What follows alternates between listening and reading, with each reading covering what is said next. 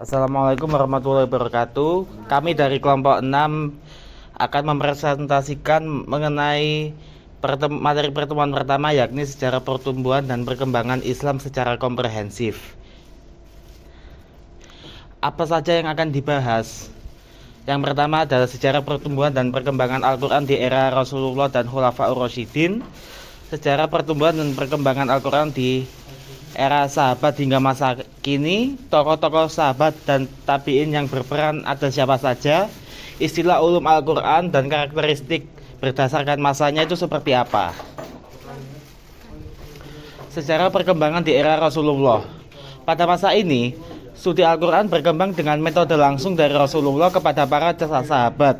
Ciri khas perkembangannya adalah wahyu diturunkan secara bertahap selama 23 tahun sesuai dengan kondisi dan kebutuhan umat Islam.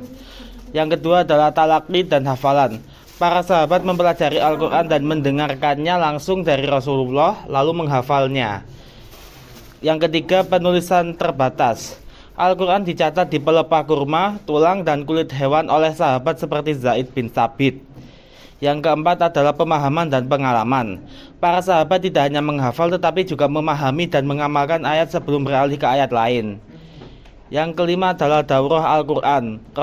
Rasulullah membacakan Al-Quran bersama Jibril setiap Ramadan untuk menjaga keotentikannya. Sejarah perkembangan di era Khulafaur Rasyidin. Setelah wafatnya Rasulullah, studi Al-Quran berkembang lebih sistematis. Pada masa Abu Bakar As-Siddiq dari 632 sampai 634 Masehi. Perkembangan Al-Quran setelah banyak penghafal Al-Quran yang gugur dalam perang Yamamah, Umar bin Khattab mengusulkan pengumpulan Al-Quran. Kodifikasi mushaf. Zaid bin Thabit ditugaskan untuk mengumpulkan ayat-ayat dari berbagai sumber dalam satu mushaf. Lalu pada masa Umar bin Khattab dari 634 hingga 644 Masehi, penyebaran studi Al-Quran. Umar mengirim para sahabat penghafal Al-Quran ke berbagai wilayah Islam untuk mengajarkan bacaan dan hukum Islam. Penegakan hukum berdasarkan Al-Quran. Pemerintahan Umar sangat berpegang pada hukum Al-Quran dalam kebijakan pemerintahan. Lalu pada masa Utsman bin Affan dari 644 hingga 656 Masehi, standarisasi mushaf. Utsman membentuk tim untuk menyalin dan menyebarkan mushaf ke berbagai wilayah, dikenal sebagai mushaf Utsmani. Penghapusan perbedaan bacaan. Untuk mencegah perpecahan, bacaan yang menyimpang dari dialek Quraisy diseragamkan. Lalu pada masa Ali bin Abi Thalib dari 656 hingga 661 Masehi, pemantapan ilmu tafsir. Ali bin Abi Thalib terkenal sebagai sahabat yang ahli dalam tafsir Al-Quran. Pendidikan Al-Quran di Kufah. Ali mendirikan pusat studi Al-Quran di Kufah yang melahirkan ahli tafsir dan qiraah. Sejarah perkembangan setelah masa sahabat hingga saat ini. Yang pertama adalah masa tabi'in dari tahun 661 hingga 750 Masehi. Studi Al-Quran berkembang pesat di kota-kota Islam seperti Madinah, Kufah, Basrah, dan Syam. Ilmu tafsir mulai dikembangkan oleh murid-murid para sahabat seperti Mujahid bin Jabir, Ikrimah, dan Qatadah bin Di'amah. Ilmu qiraah mulai dibukukan dan dikelompokkan sesuai dengan sanadnya. Lalu pada masa tabi'ut tabi'in dari 750 sampai 850 Masehi. Lalu pada masa tabi'ut tabi'in dari 750 sampai 850 Masehi. Pembukuan ilmu Al-Quran. Munculnya kitab-kitab tafsir dan qiraah. Lalu ada perkembangan ilmu tajwid. Aturan bacaan Al-Quran mulai dibukukan. Lalu munculnya ilmu asbabun nuzul dan nasih mansuh untuk membantu memahami konteks ayat. Lalu masuk ke masa modifikasi dan standarisasi dari tahun 850 sampai 1500 Masehi. Pada masa itu dilakukanlah penyusunan kitab tafsir. Tafsir berkembang dengan berbagai metode seperti tafsir bil maksur atau berbasis riwayat dan tafsir bil ra'yi atau berbasis pemikiran. Lalu ada perkembangan ilmu qiraah. Imam Qiraah seperti ilmu Ibnu Mujtahid menerapkan 7 qiraat mutawatir. Lalu ada penyebaran Al-Quran ke dunia Islam melalui ekspansi kekhalifahan. Lalu yang terakhir adalah masa modern dari tahun 1500 Masehi hingga saat ini. Pada masa ini ada teknologi dalam studi Al-Quran, pencetakan mushaf standar, ada mushaf Madinah, mushaf Indonesia, digitalisasi Al-Quran, aplikasi, website, dan perangkat elektronik. Lalu pada masa modern munculnya tafsir tematik, kajian Al-Quran berdasarkan topik tertentu, misal tafsir sosial, tafsir sains, dan tafsir fiqh. Lalu pada masa ini juga dilakukan perkembangan ilmu tajwid dan qiraah, yakni lahirnya akademi tahfiz dan universitas yang mengajarkan Al-Quran secara profesional. Lalu ada tokoh sahabat dan tabi'in yang berperan dalam studi Al-Quran. Untuk sahabat laki-laki ada 5. Yang pertama adalah Abdullah bin Mas'ud, yang kedua ada Ubay bin Ka'ab, yang ketiga ada Zaid bin Sabit, dan keempat dan kelima adalah Abdullah bin Abbas dan Ali bin Abi Thalib. Lalu untuk sahabat perempuannya ada Aisyah binti Abu Bakar, Hafsah binti Umar, Asma binti Abu Bakar, Ummu Salamah, dan Ummu Warokoh. Untuk tabi'in laki-laki yang berperan dalam studi Al-Quran ada Mujahid bin Jabir, Ikrimah, Qatadah bin Di'amah, Abu Amr, Bil Al-Ala, dan Al-Hasan Al-Basri.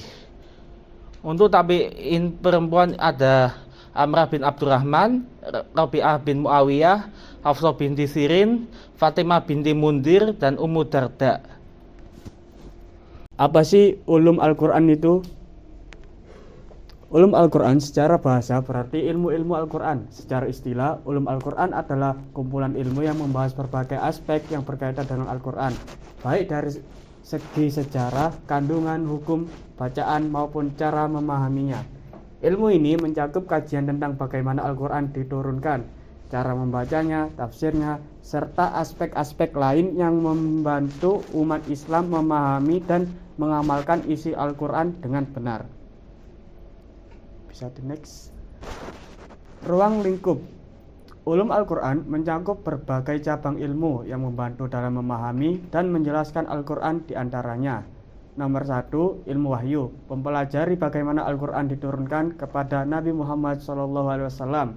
Dan yang kedua, ilmu asbabun nuzul, mempelajari sebab-sebab turunnya Al-Quran.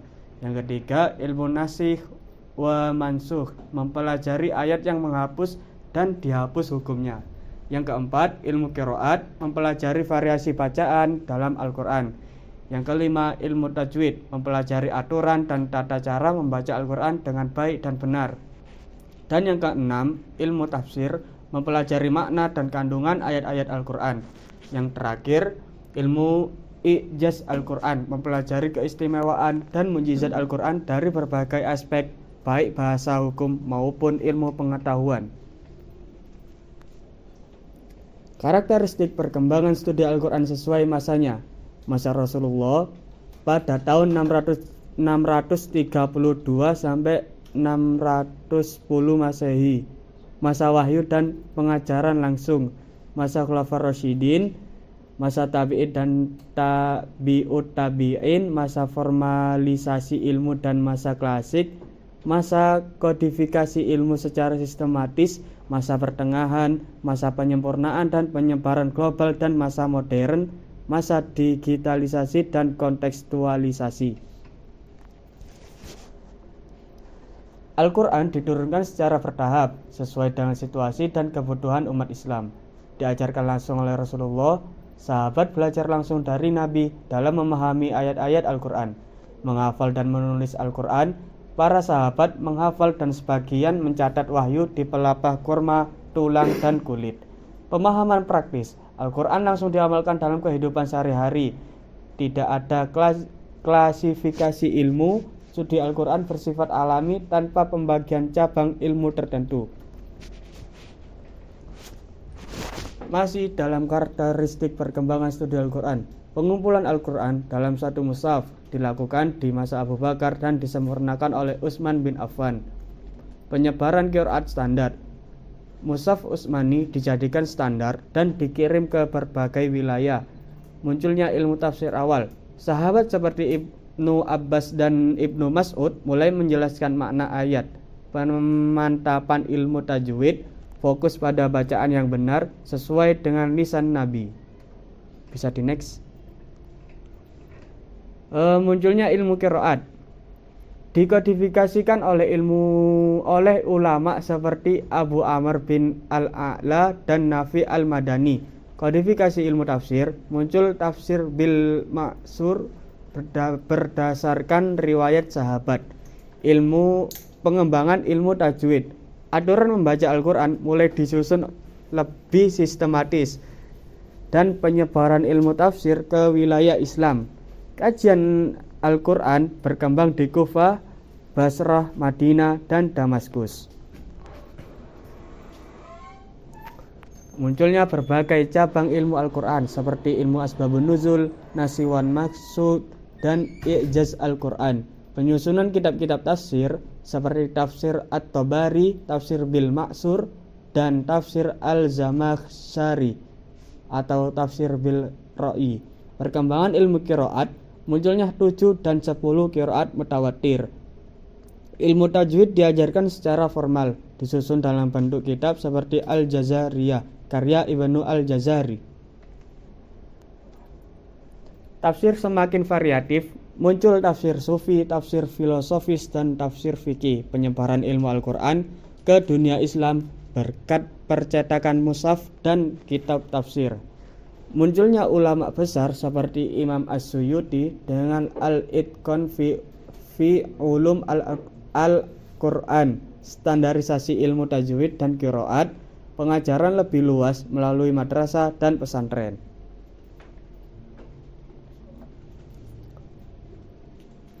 Tafsir maudhu'i, tematik berkembang, kajian berbasis tema untuk menjawab tantangan zaman. Digitalisasi Al-Quran, munculnya aplikasi Al-Quran, tafsir online, dan platform digital untuk kajian Al-Quran. Kajian ilmiah tentang Al-Quran seperti hubungan Al-Quran dengan sains modern, penyebaran global melalui media. Kajian Al-Quran bisa diakses melalui video podcast dan media sosial. Dan yang terakhir, penerjemahan Al-Quran ke berbagai bahasa untuk memperluas pemahaman umat Islam di seluruh dunia. Dari seluruh pengertian sejarah studi Al-Quran, kami bisa mengambil kesimpulan bahwa pada masa Rasulullah, Al-Quran diturunkan secara bertahap dan diajarkan langsung oleh Rasulullah kepada para sahabat melalui hafalan dan tulisan sederhana. Dan pada masa Khulafaur Rasyidin, fokus utama adalah menjaga kemurnian Al-Quran. Mushaf pertama dikodifikasi di masa Abu Bakar, lalu dibakukan oleh Utsman bin Affan untuk mencegah berbagai perbedaan bacaan. Dan pada masa tabi'in, studi Al-Quran berkembang lebih sistematis, tafsir ilmu tajwid dan qiraat mulai dikodifikasi oleh para ulama seperti Mujahid bin Jabbar dan Al-Hasan Al-Basri. Dan masa klasik muncul cabang ilmu seperti asbabun nuzul, nasikh wan mansukh, dan i'jaz Al-Quran. Tafsir monumental seperti tafsir At-Tabari menjadi rujukan utama. Masa pertengahan, standarisasi ilmu tajwid dan qiraat semakin kuat. Tafsir berkembang dengan pendekatan tematik dan fikih, sementara percetakan mushaf mempercepat penyebaran Al-Quran. Pada masa modern, studi Al-Quran memasuki era digital dengan aplikasi tafsir online dan kajian berbasis teknologi. Penerjemahan ke berbagai bahasa juga semakin memperluas akses pemahaman. Jadi kesimpulannya, studi Al-Quran terus berkembang dari hafalan di masa awal hingga digitalisasi di masa modern. Umat Islam terus berupaya memahami dan menyebarkan Al-Quran dengan pendekatan yang lebih sistematis, membuktikan relevansinya sepanjang masa. Baik, itu saja presentasi dari kelompok kami, yaitu kelompok 6. Bila ada salah kata mohon maaf, kurang lebihnya assalamualaikum warahmatullahi wabarakatuh.